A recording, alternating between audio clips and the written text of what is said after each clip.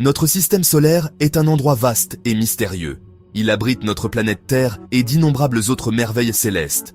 Mais vous êtes-vous déjà demandé comment cet incroyable système est né? Comment le Soleil, les planètes et tous les autres objets de notre système solaire se sont-ils formés? L'histoire de notre système solaire commence il y a des milliards d'années. Bien avant que le Soleil et les planètes n'existent, un nuage géant de gaz et de poussière dérivait à travers le cosmos. Ce nuage, connu sous le nom de nébuleuse, était le berceau de tout ce que nous connaissons et aimons dans notre système solaire. La nébuleuse n'était pas seulement un amas de matière aléatoire. Elle contenait tous les ingrédients nécessaires à la formation des étoiles et des planètes. Ces ingrédients comprenaient l'hydrogène et l'hélium, les éléments les plus abondants de l'univers, ainsi que des éléments plus lourds comme le carbone, l'oxygène et le fer. Au fil de vastes étendues de temps, la gravité a commencé à rassembler le gaz et la poussière de la nébuleuse. Au fur et à mesure que de plus en plus de matière s'agglutinait, le nuage a commencé à s'effondrer sur lui-même. Cet effondrement a fait tourner le nuage de plus en plus vite, comme un patineur artistique qui ramène ses bras. En tournant, le nuage a également commencé à s'aplatir, prenant la forme d'un disque. Ce disque, connu sous le nom de nébuleuse solaire, était le berceau de notre système solaire. Au centre du disque, la région la plus dense du nuage a continué à s'effondrer. La pression et la température au centre du nuage en effondrement sont devenues si intenses que les atomes d'hydrogène ont commencé à fusionner, libérant d'énormes quantités d'énergie. Cela a marqué la naissance de notre Soleil, une boule géante de gaz brûlant qui illumine et réchauffe notre système solaire. Pendant que le Soleil s'allumait au centre de la nébuleuse solaire, le gaz et la poussière restant dans le disque continuaient à tourbillonner autour de lui. Pendant des millions d'années, de minuscules particules de poussière à l'intérieur du disque ont commencé à entrer en collision les unes avec les autres. Certaines de ces collisions étaient douces, faisant que les particules se collaient ensemble. Au fil du temps, ces petits amas de poussière sont devenus de plus en plus gros. À mesure que ces amas de poussière grandissaient, ils attiraient de plus en plus de matière par la force de gravité. On pense que ce processus, connu sous le nom d'accrétion, est à l'origine de la formation des planètes. Plus les amas grandissaient, plus leur attraction gravitationnelle devenait forte, attirant encore plus de matière. Toute la matière de la nébuleuse solaire n'a pas fini par former des planètes. La chaleur et le rayonnement intense du jeune Soleil ont soufflé une grande partie du gaz léger, en particulier dans les régions internes du système solaire.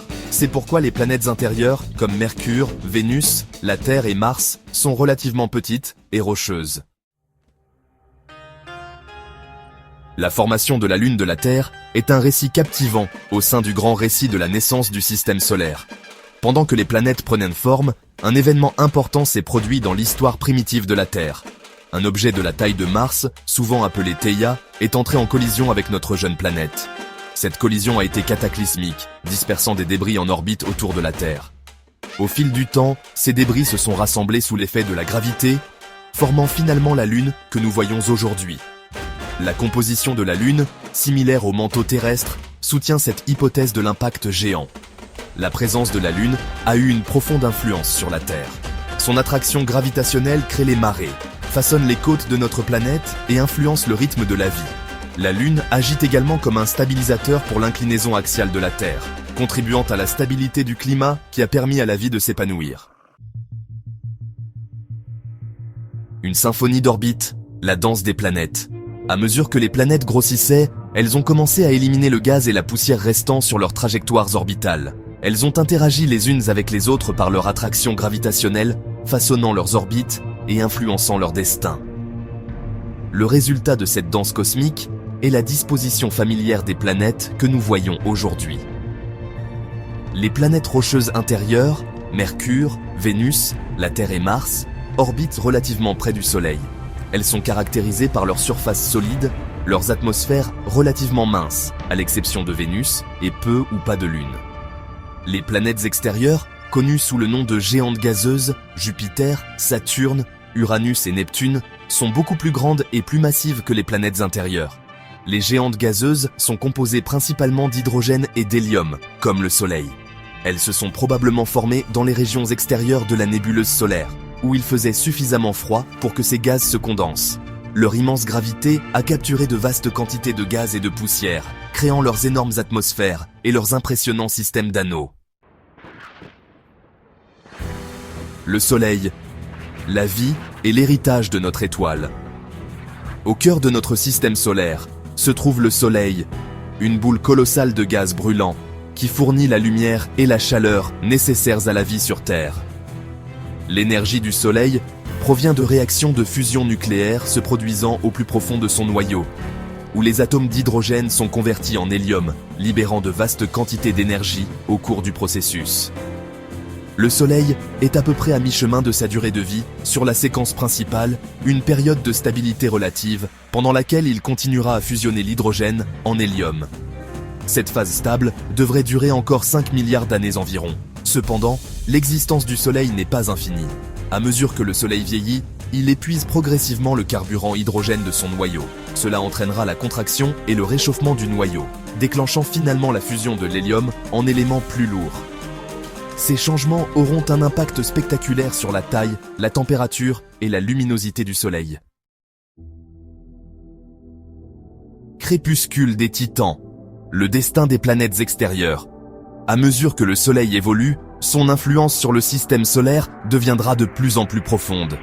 Les planètes extérieures, autrefois des géantes à part entière, seront confrontées à une série de transformations à mesure que la production d'énergie du Soleil changera. L'augmentation de la luminosité du Soleil provoquera le réchauffement et l'expansion des atmosphères des géantes gazeuses. Cette expansion pourrait entraîner la perte d'une partie de leur gaz atmosphérique dans l'espace. Les lunes glacées en orbite autour de ces géantes gazeuses, dont certaines abritent des océans souterrains qui pourraient potentiellement abriter la vie, subiront également des changements importants. Le réchauffement pourrait faire fondre leur surface glacée, créant potentiellement de nouveaux environnements pour l'émergence de la vie. Cependant, ces changements présenteront également des défis pour toute forme de vie potentielle. Le rayonnement croissant du Soleil pourrait rendre ces environnements inhabitables. Le destin des planètes extérieures et de leurs lunes est un rappel brutal de la nature dynamique et en constante évolution de notre système solaire. Un univers de merveilles, au-delà de notre système solaire. L'histoire de notre système solaire n'est qu'un chapitre du vaste récit cosmique. L'univers regorge d'étoiles, chacune ayant sa propre histoire et ses propres systèmes planétaires.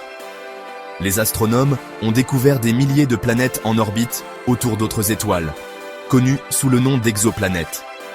Ces découvertes ont révélé une incroyable diversité de systèmes planétaires, avec des planètes très différentes en taille, en composition et en caractéristiques orbitales, par rapport à celles de notre propre système solaire. Certaines exoplanètes sont des géantes gazeuses en orbite, incroyablement près de leurs étoiles, tandis que d'autres sont des mondes rocheux situés dans les zones habitables de leurs étoiles, où les conditions pourraient être propices à l'existence d'eau liquide à leur surface. L'étude des exoplanètes fournit de précieuses informations sur la formation et l'évolution des systèmes planétaires, y compris le nôtre. Elle nous permet de tester notre compréhension des modèles de formation planétaire et d'explorer le potentiel de vie au-delà de la Terre. Un adieu cosmique, la fin d'une ère. Dans des milliards d'années, le Soleil atteindra la fin de sa vie stellaire. Ayant épuisé son combustible nucléaire, il se transformera en une étoile géante rouge, engloutissant les planètes intérieures, y compris la Terre. Les planètes extérieures survivront probablement à cet événement catastrophique, mais elles resteront en orbite, autour des restes de notre étoile, autrefois puissante. Le noyau du Soleil finira par s'effondrer, formant une naine blanche, un objet dense de la taille de la Terre, qui se refroidira lentement pendant des billions d'années. Les planètes extérieures, dépouillées de leurs atmosphères et baignées dans la faible lueur du Soleil nain blanc, continueront leurs orbites solitaires. La fin de notre système solaire est un rappel poignant de l'immensité du temps et de la nature transitoire même des objets célestes les plus durables. Cependant, c'est aussi un témoignage de l'incroyable pouvoir de l'univers à créer, détruire et créer à nouveau.